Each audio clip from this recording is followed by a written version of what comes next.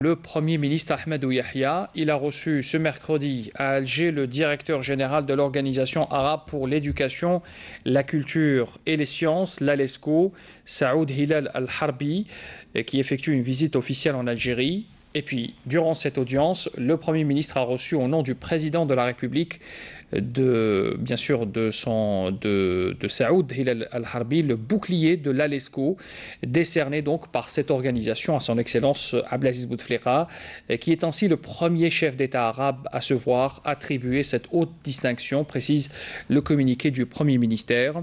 L'audience s'est déroulée en présence de la ministre de l'Éducation nationale, Nouria Ben Ghabrit.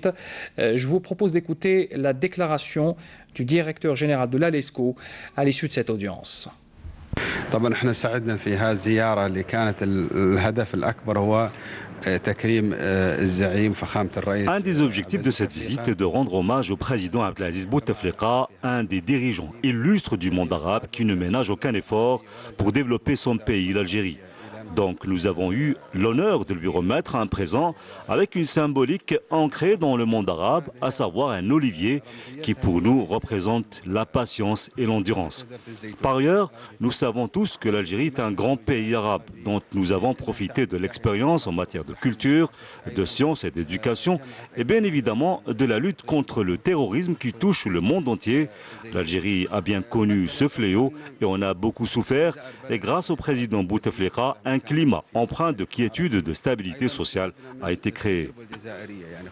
L'Algérie ne s'est pas contentée de criminaliser tout acte terroriste, elle a également opté pour la sensibilisation et le développement des volets sociaux et culturels pour mettre un point d'arrêt définitif à ce terrorisme, notamment avec ces démarches visant le renforcement du sentiment d'appartenance à la patrie et la préservation de l'unité à travers la politique de la concorde civile, puis de la réconciliation nationale.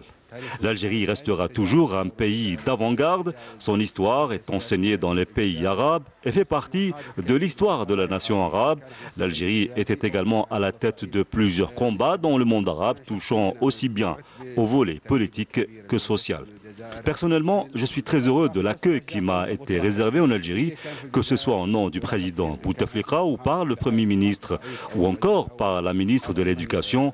Je pense que c'est cela, l'accueil à l'algérienne, qui vous fait sentir que vous êtes chez vous.